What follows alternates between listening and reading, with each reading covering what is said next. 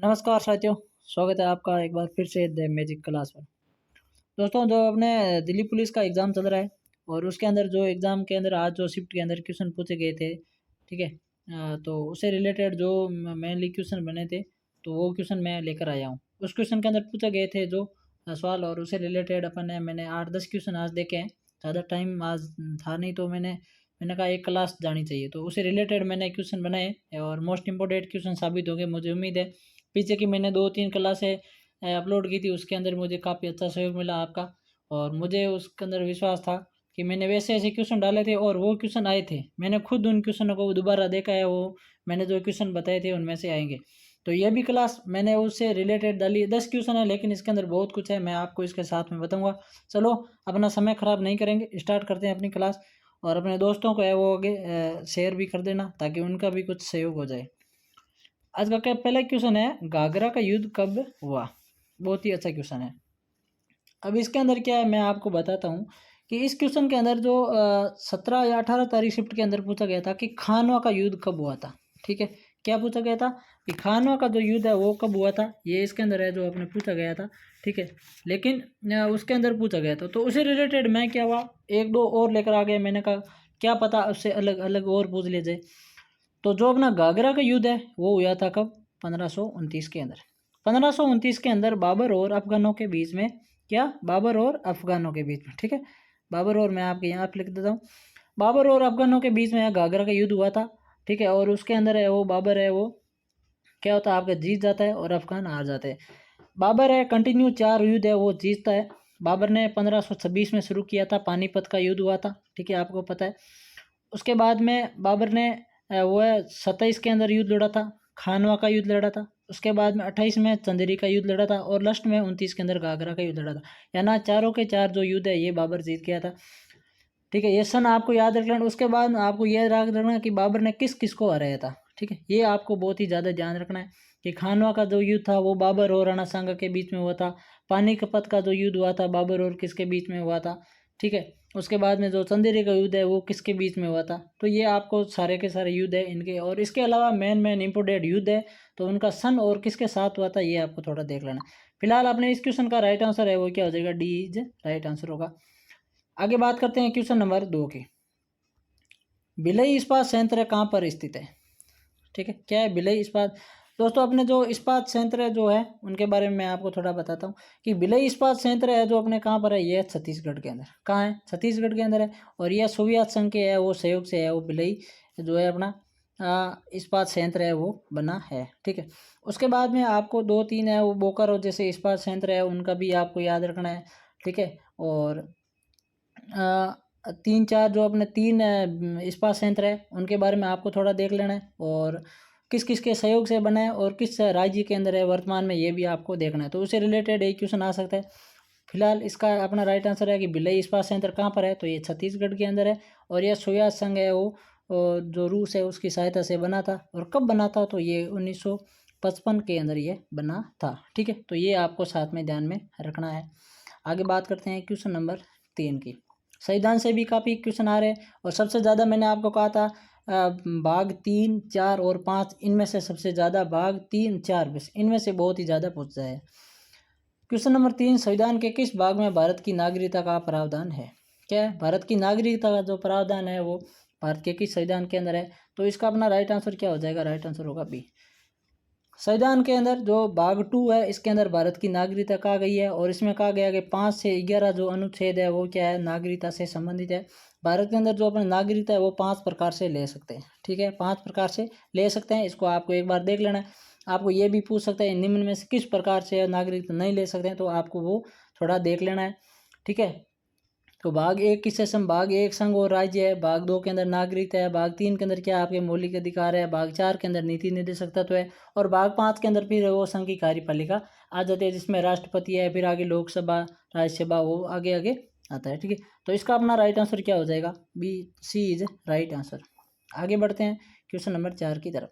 दोस्तों, मैं आपको ये बता रहा हूँ ना क्वेश्चन, ये आप जो क्वेश्चन करा रहा हूँ वो ज़रूर नहीं हो आए, लेकिन उससे रिलेटेड आपके ज़रूर आएगा, आप ज़रूर याद करके जाना। समवर्ती सूची का प्रावधान विदेशी स्रोत है जो अपने लिए गए थे वो किस देश के संविधान से लिया गया है? ठीक है, क्या पूछा गया है कि समवर्ती सूची का जो प्रावधान है वो किस देश के संविधान से लिया। अपने संविधान के अंदर काफ़ी कुछ है वो है दूसरे संविधान, कुछ ऐसे स्रोत थे जो दूसरे देशों के संविधान से लिए गए थे।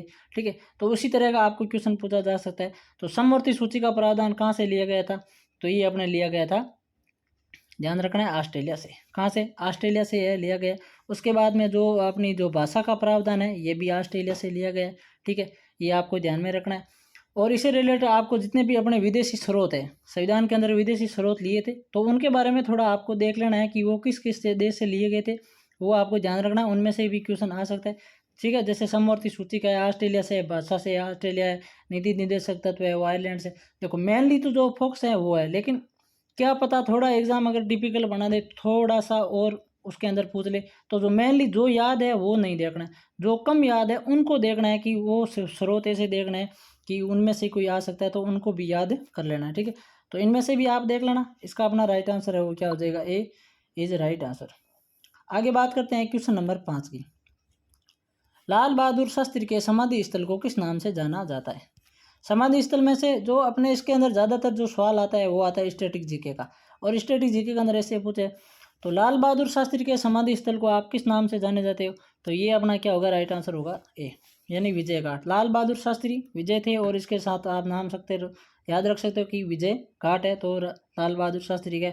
जैसे किसान घाट है तो ये आपके कौन है, तो ये चौधरी है चरण सिंह है। कौन है, चौधरी चरण सिंह है, उनके समाधि स्थल को वो किसान घाट कहा गया। शांति वन है वो किसे कहा गया, तो जवाहरलाल जो नेहरू है इनके जो है इनको शांति घाट का, शांति वन कहा गया स्थल को। राजघाट किसे कहा गया, तो अपने जो बापू महात्मा गांधी, ठीक है, तो महात्मा गांधी जी के समाधि स्थल को क्या कहा गया, राजघाट कहा गया। और इससे रिलेटेड थोड़े थोड़े आप है और इसको भी देख लेना है। राइट आंसर अपना ए हो जाएगा। आगे बात करते हैं क्वेश्चन नंबर 6 की। सुपर मोम के उपनाम से किसे जाना जाता है। क्या पूछा गया, सुपर मोम के जो उपनाम से वो किसे जाना जाता है, तो इस क्वेश्चन का जो अपना राइट आंसर होगा वो क्या कहा है, इस क्वेश्चन का राइट आंसर होगा मेरी कॉम। मेरी कॉम कौन है, तो ये क्या है, अपने बॉक्सिंग की खिलाड़ी, और इनको क्या कहा गया है, सुपर मोम के नाम से जाना जाता है। ठीक है, जैसे पीटी उषा है तो उसको उड़न परी कहा गया है। ठीक है, तो इसी तरह जो उपनाम है अपने वो भी आपको थोड़े ध्यान में रखना है। हॉकी का जादूगर किसे कहा गया है, ठीक है, कपिल देव को बंगाल का जो टाइगर है वो कहा गया है। तो ये जैसे उपनाम से भी किसी को वह एक दो क्वेश्चन आ जाएंगे, तो ये भी आपको साथ साथ में याद रखना है। इसका अपना राइट आंसर क्या हो जाएगा, सुपर मोम, तो ये अपने मेरी कॉम को कहा जाता है। ठीक है, ये ध्यान रखना है। और बाकी अपने जो पीटी उषा है इसको क्या कहा जाता है, उड़न परी कहा जाता है। हॉकी का जादूगर किसे कहा, मेजर ध्यानचंद को कहा जाता है। ठीक है, तो ये आपको ऐसे भी थोड़ा थोड़ा याद और कर लेना है। आगे बात करते हैं क्वेश्चन नंबर 6 की। विश्व का सबसे बड़ा उष्ण मरुस्थल है वो कौन सा है। देखो विश्व भूगोल से भी क्वेश्चन है, पढ़ सकते हैं। अभी जैसे जैसे एग्जाम काफ़ी टाइम तक चलेगा तो उसके अंदर विश्व भूगोल के अंदर भी आ सकता है। तो विश्व का सबसे उष्ण यानी सबसे गर्म है वो रेगिस्तान जो मरुस्थल है कौन सा है, तो अपना है सहारा का मरुस्थल। सहारा कहाँ पर है, तो अपने अफ्रीका महाद्वीप के अंदर है। कहाँ पर है, अफ्रीका महाद्वीप है, वहाँ पर क्या सहारा मरुस्थल है। रेगिस्तान कहाँ है, तो अपने भारत के में। ठीक है, तो इसी तरह आपको क्या करना है, जो जैसे मरुस्थल है इनके बारे में थोड़ा देख लेना है। घास के मैदान जो मेन इंपोर्टेंट है उनके बारे में थोड़ा देख लेना है। और थोड़े मैंने आपको कहा था जो पर्वत या चोटियाँ हैं तो उनके बारे में भी देख लेना है।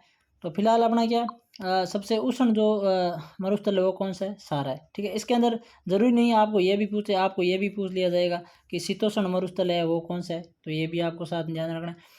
ठीक है, भारत का ये एशिया के अंदर कौन सा पूछा जाए तो वो रेगिस्तान है या फिर काला सागर है। ठीक है, ठीक है, तो ये भी आपको ध्यान में रखना है, क्या है इसका भी ध्यान में रखना है। ये भी आप एक बार थोड़ा थोड़ा देख लेना। इसका अपना राइट आंसर है वो क्या हो जाएगा, बी इज राइट आंसर होगा। आगे बात करते हैं क्वेश्चन नंबर 7 की। शिवाजी को राजा की उपाधि किस मुगल शासक ने दी है, बहुत ही अच्छा क्वेश्चन है। शिवाजी मराठा शासक, ठीक है, ये आपको पता है। शिवाजी कौन थे, मराठा शासक है, जो मराठा साम्राज्य की स्थापना है वो मेन संस्थापक है, वो भी शिवाजी को माना जाता है। तो शिवाजी को जो राजा की उपाधि दी थी वो दी थी औरंगजेब ने। औरंगजेब मुगल शासक थे और इन्होंने ही शिवाजी को राजा की उपाधि दी थी। ठीक है, तो कुल मिला के बात है कि इस बार जो क्वेश्चन पूछे जाते हैं वो सबसे पूछे जाते हैं। प्राचीन भारत का इतिहास से पूछा जाता है, फिर मध्यकालीन इतिहास से भी पूछा जाता है, आधुनिक इतिहास में से क्वेश्चन लिया जाता है, भूगोल के भी पूछे जाते हैं, स्टैटिक जीके का भी पूछा जाता है। यानी ऐसा कोई पोर्शन नहीं छोड़ा है कि जिसमें से सवाल नहीं आ रहा। हर प्रत्येक टॉपिक से एक दो सवाल है वो हर शिफ्ट के अंदर देखने को मिलते हैं। ठीक है, तो यानी कि आप कुल मिला के कह सकते हो स्टैटिक जीके का जो सवाल है वो ज़्यादा आता है। तो शिवाजी को है और राजा की उपाधि है मुगल शासक औरंगजेब ने दी थी। आगे और बढ़ते हैं क्वेश्चन नंबर अपने 8 की तरफ। क्वेश्चन नंबर 8, मीराबाई किसकी भक्त थी? ठीक है, बहुत ही अच्छा क्वेश्चन है। मीराबाई जो मेड़ता की, ठीक है, राजस्थान की थी जी मीरा, और ये मेड़ता के क्या थे आपके, राजा भोज की पत्नी थी। क्या थी? राजा भोज की पत्नी थी। और इन्होंने अपने पत्नी की मृत्यु के बाद क्या है, कृष्ण की भक्ति करनी शुरू कर दी थी। तो जाहिर सी बात है कि ये भगवान श्री कृष्ण की भक्त थी। ठीक है, इसके गुरु थे वो कौन थे? अपने कबीर दास जी थे जो मीराबाई के गुरु थे। ये भी आपको शायद है। मीराबाई से रिलेटेड आपको थोड़ा देख लेना है, ये कहाँ की थी, इनके पति का नाम क्या था, और ये किसकी भक्त थी, इनके गुरु का नाम क्या था। तो ये थोड़े बहुत क्वेश्चन है इसके अंदर भी आ सकते हैं, यानी भक्ति आंदोलन के क्वेश्चन में से आ सकते हैं। तो आपको ध्यान रखना है। इसका राइट आंसर अपना क्या हो जाएगा? सी इज राइट आंसर होगा। आगे बढ़ते हैं क्वेश्चन नंबर 9 की तरफ। कार्यपालिका और न्यायपालिका का पृथक्करण संविधान के किस अनुच्छेद के अंदर निहित है? बहुत ही अच्छा क्वेश्चन है। अभी इसके अंदर मैं बात करता हूँ कि जो आर्टिकल 48 है, इसमें से एक क्वेश्चन पूछा गया था आपको अगर याद हो तो ये कृषि और पशुपालन से संबंधित था। और इसका क्वेश्चन है पूछा गया कि आर्टिकल 48 किससे संबंधित है, पूछा गया था। ठीक है, तो ये ध्यान में रखना है। अभी अपने को पूछा गया है कि कार्यपालिका और न्यायपालिका का पृथक्करण किसके अंदर दिया गया है? तो ये है अपने आर्टिकल 50 के अंदर। अनुच्छेद 50 कहता है कि कार्यपालिका और न्यायपालिका का पृथक्करण किया जाता है। आर्टिकल 51 की और बात साथ में बता देता हूँ। अंतर्राष्ट्रीय शांति और सुरक्षा, अंतर्राष्ट्रीय शांति और सुरक्षा का जो प्रावधान है वो है अपने आर्टिकल 51 के अंदर है। उसके बाद में एक और याद रखना, 48 कै, ठीक है, 48 कै या 48(1) कुछ भी दिया जाता है। तो ये है अपने पर्यावरण संरक्षण से, किससे है? पर्यावरण संरक्षण से है वो 48 कै है वो संबंधित है, वो भी आपको ध्यान में रखना है। ठीक है, तो ये देख लेना। और इसका अपना जो राइट आंसर है वो तो क्या हो जाएगा? बी इज राइट आंसर होगा। साथ में 51 का देख लेना, अंतर्राष्ट्रीय शांति सुरक्षा। 48 का पूछ लिया तो 48 कै का पूछ लिया जाएगा। तो आपको बताना है कि 48 कै है वो पर्यावरण संरक्षण से संबंधित है।